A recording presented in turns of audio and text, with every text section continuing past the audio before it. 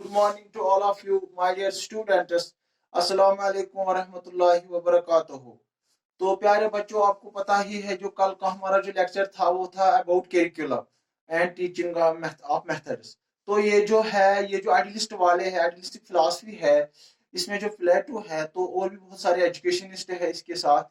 तो उन्होंने कौन कौन सा मतलब सब्जेक्ट यहाँ पर रिकमेंड किया है, करिकुलम के बारे में उनका क्या था, व्यूज था। इसी तरह से टीचिंग मेथड्स के बारे भी हमने कल डिस्कस किया, जो एक बहुत इंपॉर्टेंट है, जो डिफर है, जो अलग है किससे, नेचुरलिस्ट वालों से।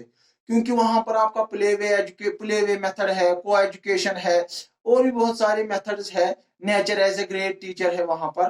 तो यहाँ पर है कि ये वाला जो पॉइंट है कि आइडियलिस्ट वालों में अगर हम मेथड्स ऑफ टीचिंग के बारे में डिस्कस करेंगे प्यारे बच्चों, तो वहां पर अलग है सिनेरियो है। वहां पर क्वेश्चन आंसर मेथड जो मैंने आपको कल बोला, तो उसको जो एडवोकेट था वो सोक्रेटिस ने दिया। इसी तरह से वहां पर कन्वर्सेशन मेथड है जो प्लेटो ने दिया। इसी तरह से वहां पर इंडक्शन एंड डिडक्शन था जो एरिस्टोटल ने स्टार्ट किया।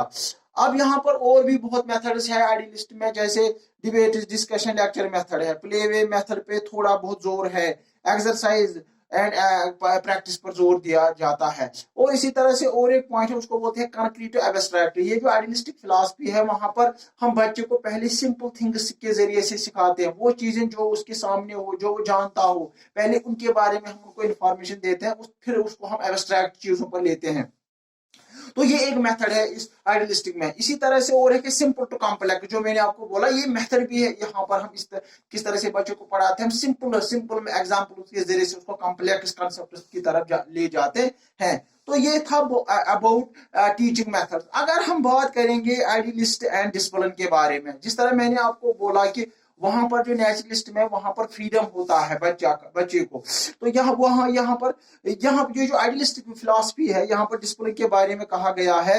यहाँ पर attaining salvation is one of the aims of idealistic philosophy. This aim should be able to guide us about this concept of discipline. तो यहाँ पर है कि कल्टीवेशन ऑफ हायर वैल्यूज हम बोल सकते हैं, इनर सेल्फ के बारे में यहाँ पर दिया गया है। तो इस शॉर्ट में हम कह सकते हैं कि ये जो हम, अगर हम आइडियलिस्ट की बात करते हैं, तो वहां पर डिसिप्लिन के बारे में self insight and self analysis के बारे में कहा गया है। सो ये दो पॉइंट्स आपको याद रखने हैं, self insight and self analysis idealist वालों ने दिए हैं। और इसके बाद हम यहाँ पर बात करेंगे idealism and role of teacher. ये जो आइडियलिस्ट वाले हैं, इन्होंने रोल ऑफ टीचर को किस तरह से हाईलाइट किया है। तो यहाँ पर एक मशहूर फेमस स्टेटमेंट है, मानो कि अगर हमारे पास एक गार्डन है, एक बाग है, बहुत खूबसूरत है, तो उसमें ऑब्वियसली अच्छी तरह से वहां पर वो ब्यूटीफुल प्लांट्स होंगे। तो प्लांट्स को, मगर उसको मतलब अच्छी तरह से उसको देखभाल करने के लिए उसको वाटर देना है, उसको वहां से अगर वहां पर अनवीड है, अनवांटेड प्लांट्स है, उसको निकालना है, तो उसके लिए एक गार्डनर की जरूरत पड़ती है। तो मानो कि आइडियलिस्ट वाले यही एग्जाम्पल के जरिए से समझाते हैं। अगर आपको आइडियलिस्ट में रोल ऑफ टीचर को डिस्कस करना है, तो यहाँ पर क्या होता है, ये गार्डन जो होता है ये स्कूल के बराबर होता है। इसी तरह से वहां पर जो प्लांट्स होते हैं वो स्टूडेंट्स होते हैं। इसी तरह से जो गार्डनर जो इसकी देखभाल करता है, तो रोल ऑफ टीचर का क्या है, गार्डनर, वो गार्डनर होना चाहिए। किस तरह से वो प्लांट्स की देखभाल करेंगे, नरिश करेंगे, पानी डालेगा उनको, तब जाकर उसको बहुत सारी चीजों को उसको ख्याल रखना है, तब जाकर ये जो प्लांट्स है डेवलप हो सकते हैं। इसी तरह से हमें बच्चे की जो बहुत सारी डेवलपमेंट है, फिजिकल है, मेंटल है, सोशल है, इमोशनल है, स्पिरिचुअल है, वो तब जाकर एक टीचर उनको डेवलप कर सकता है बच्चों में। तो यहाँ पर इस तरह का रोल है कि उसका जो रोल है वो बहुत ग्लोरियस है। Idealism regards teacher as the priest man of spiritual heritage. He is a co-worker with the God in the perfecting man. The role of teacher under idealistic philosophy has been explained by the Froebel in his words, the school is garden, the teacher is a cautious gardener and the child is a tender plant. So यहाँ पर है कि इस तरह से role उसको करना है, वो गाइड होना चाहिए, फ्रेंड होना चाहिए, फिलोसफर होना चाहिए। So this was about the role of teacher in क्या बोलते हैं इसको, आइडियलिस्ट में। तो अब ये यहाँ पर है कि मेन पॉइंट जो है इसका कंट्रीब्यूशन, जो आइडियलिज्म है इसका कंट्रीब्यूशन क्या है एजुकेशन में। Idealism has made a significant contribution to the educational thought. It has given higher place to the mental and spiritual.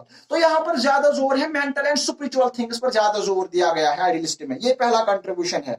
इसी तरह से एम्स के बारे में उन्होंने बहुत सारा, जो जैसे मैंने आपको बोला, सेल्फ रियलाइजेशन है, यूनिवर्सल है, इसी तरह से फिजिकल डेवलपमेंट है, इन्वेंटिव क्रिएटिव पावर्स पे जोर दिया गया है। तो ये बहुत सारे एम्स में भी ज्यादा स्ट्रेस दिया है, तो ये भी इनका एक बहुत बेहतरीन कंट्रीब्यूशन है। इसी तरह से idealism stress religious education for character training. बच्चे में अगर हमें किरदार कैरेक्टर डेवलप करना है तो रिलीजियस एजुकेशन पे जोर दिया है। किन्होंने? आइडियलिस्ट वालों। तो ये वाले पॉइंट्स आपको नेशनलिज्म में नहीं मिलेंगे।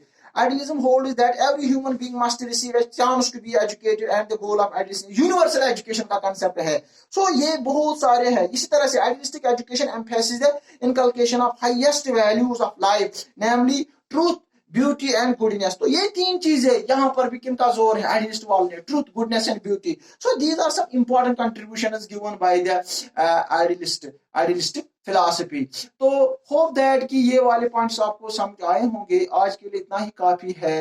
अल्लाह ताला आपको अपनी हिफ्ज़ ईमान में रखे। थैंक्स।